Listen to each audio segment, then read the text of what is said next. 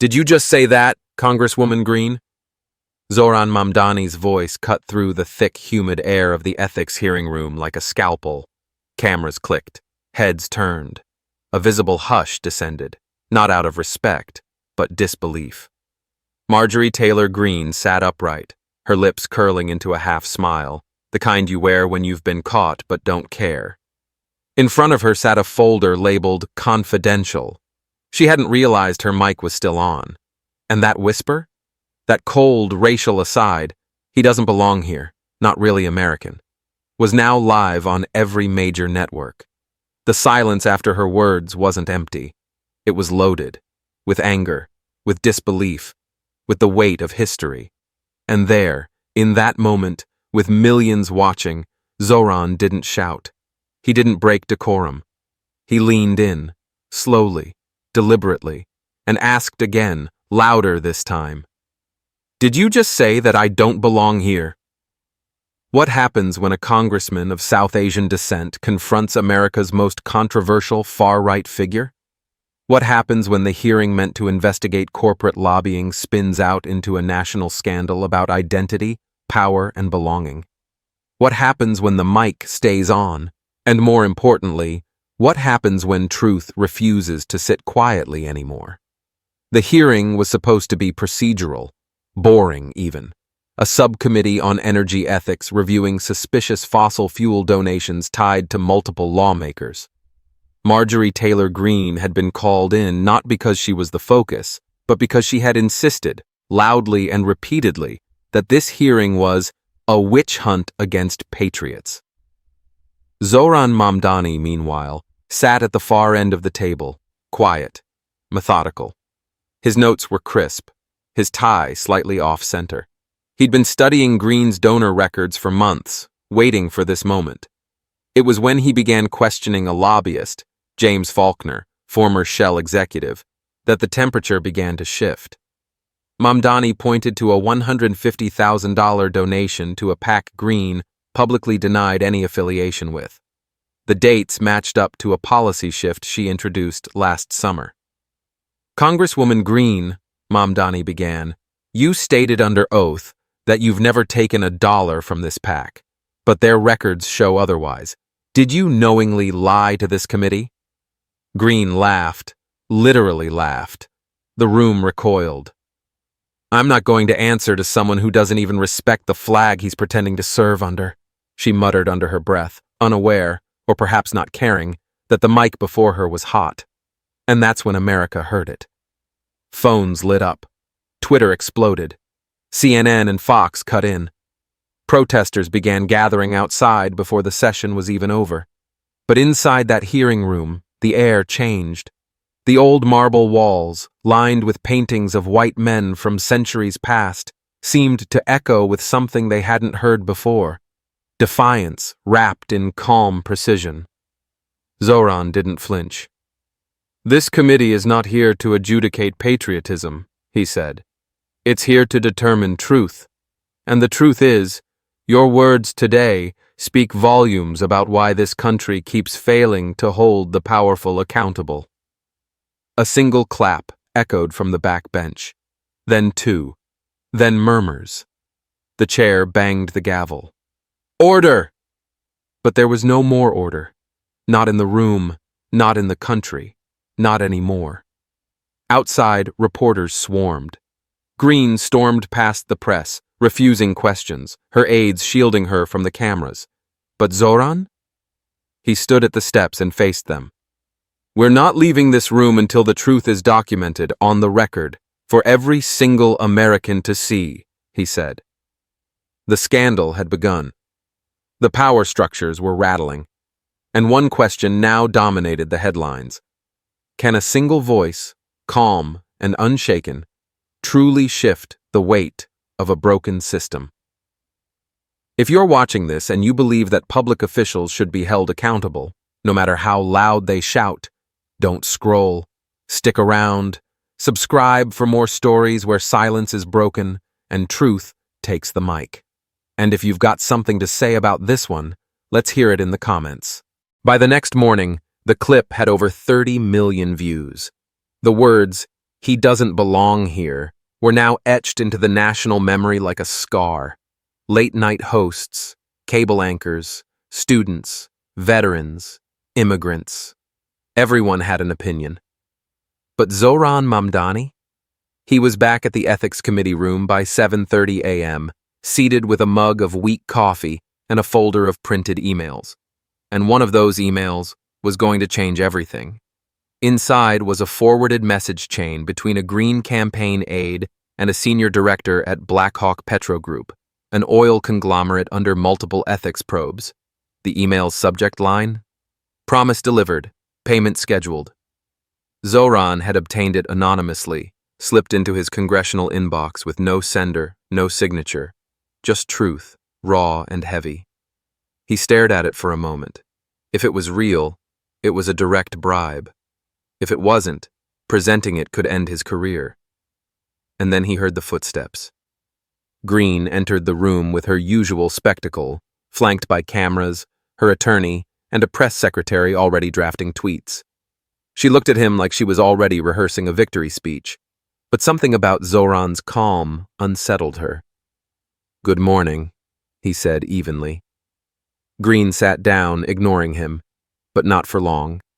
As the session began, the committee chair attempted to restore structure. "Today we'll resume testimony regarding undisclosed contributions and ethical violations associated with—" "Mr. Chairman," Zohran interrupted. "With your permission, I'd like to introduce new evidence directly related to yesterday's testimony." A pause, a long one. "Proceed." The chair nodded reluctantly. Zohran stood up, walked to the front, and placed a printed email chain on the main projector. The room dimmed. The screen lit up.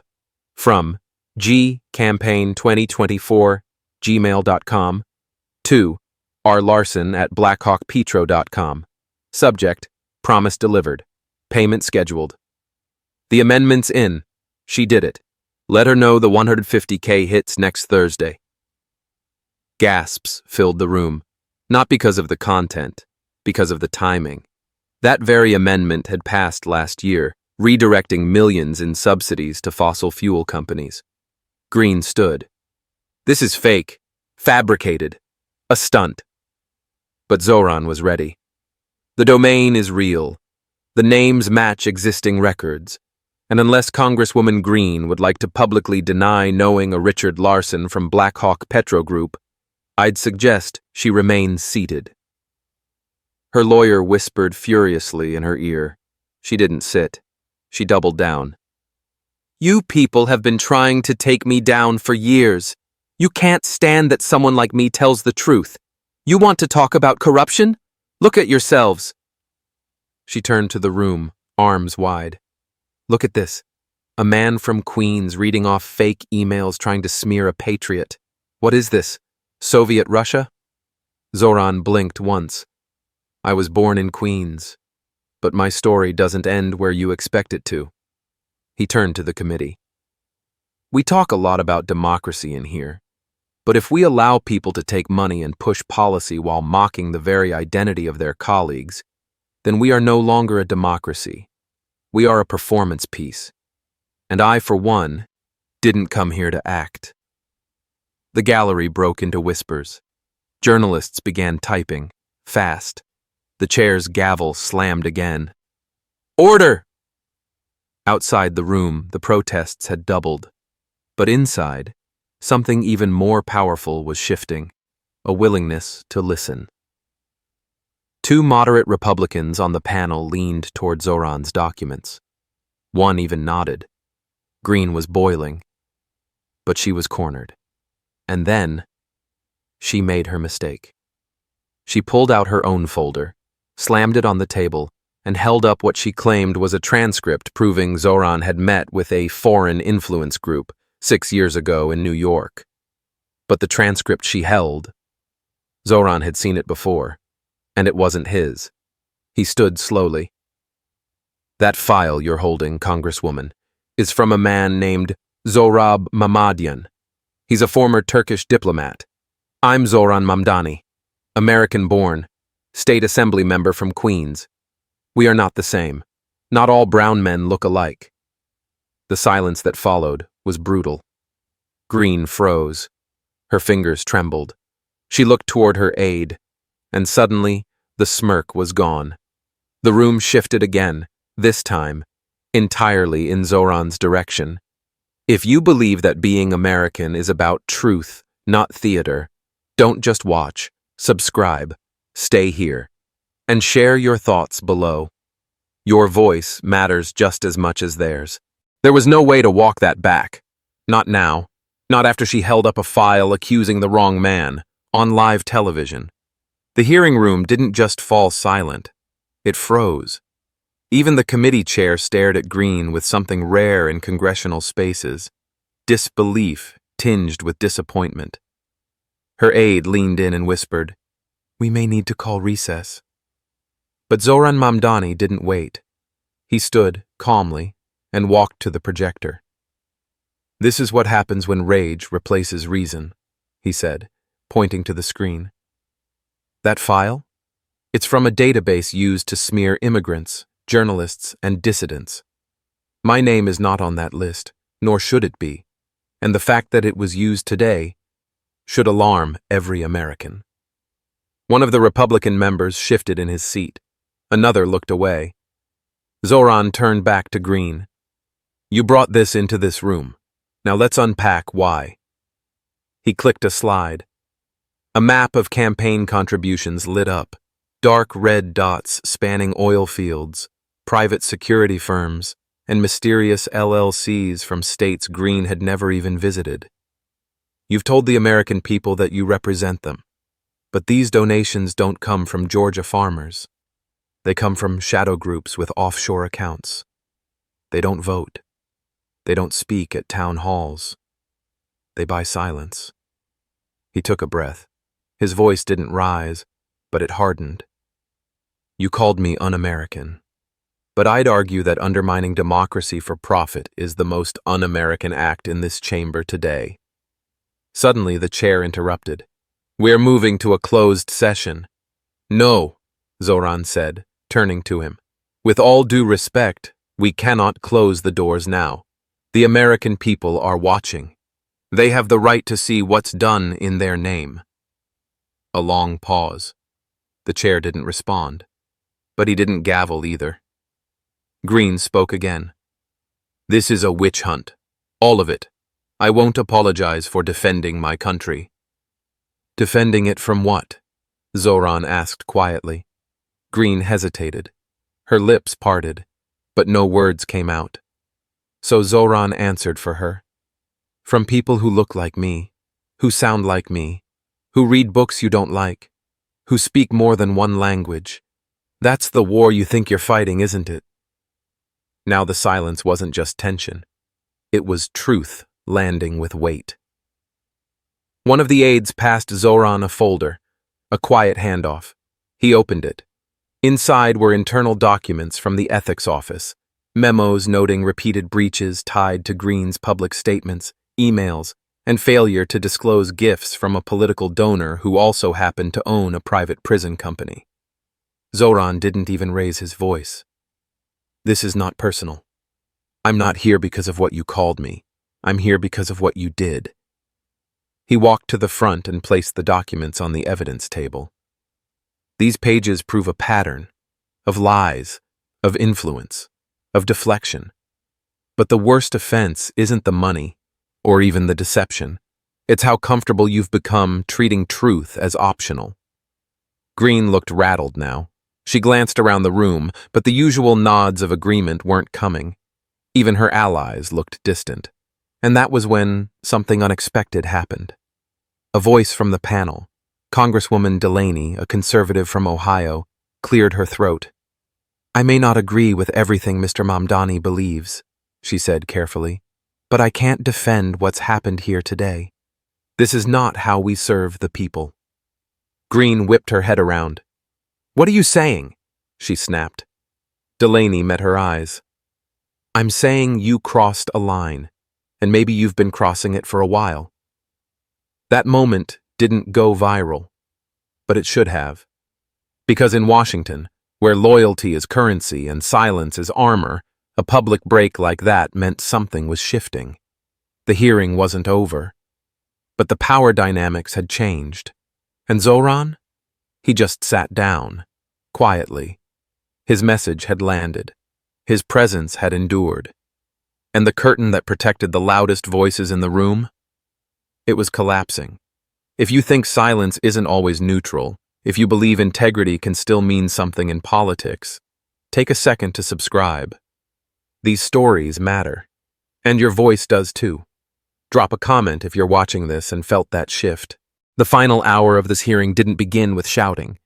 It began with breathing. The kind that fills a room when no one's sure what comes next. Cameras rolled. Lights buzzed. Protesters outside had doubled again. Chants spilled through the marble windows like smoke. And at the center of it all, Zohran Mamdani sat still, elbows on the desk, hands clasped.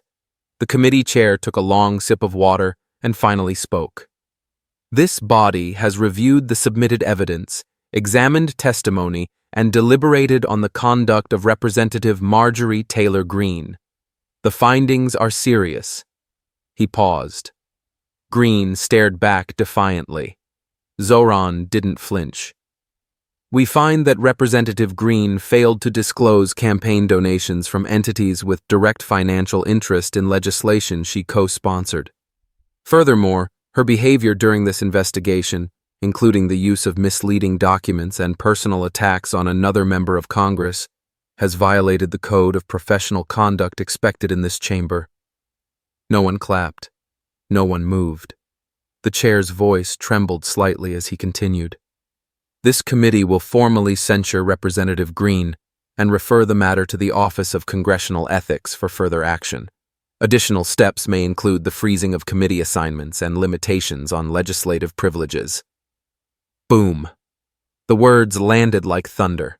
Not prison, not removal, but shame, visible and real, with teeth. And that was when Greene stood up. Again. Let the people judge me, she snapped.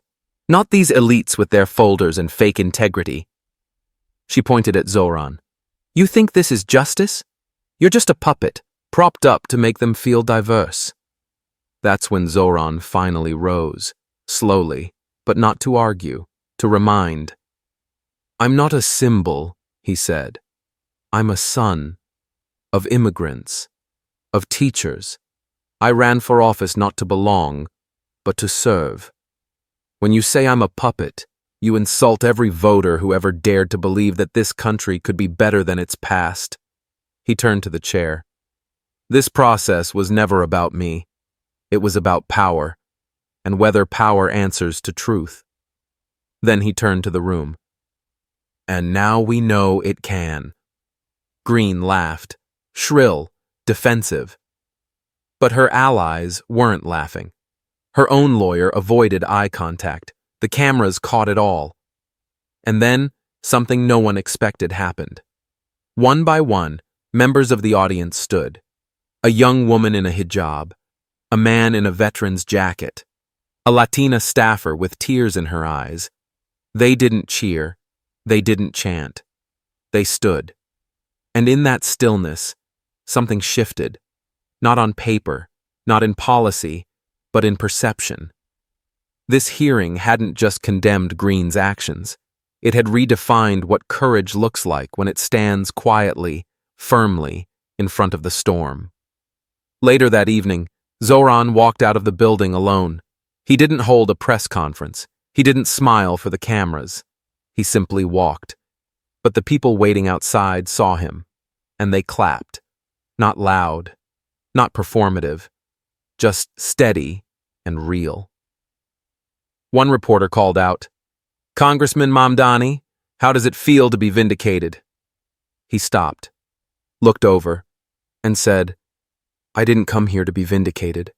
I came here to tell the truth. I'm just grateful they listened." Then he turned and disappeared into the crowd, not a hero by design, but one by consequence. If you believe truth still matters, even when it's quiet, subscribe, and let us know in the comments. What does accountability look like in your eyes?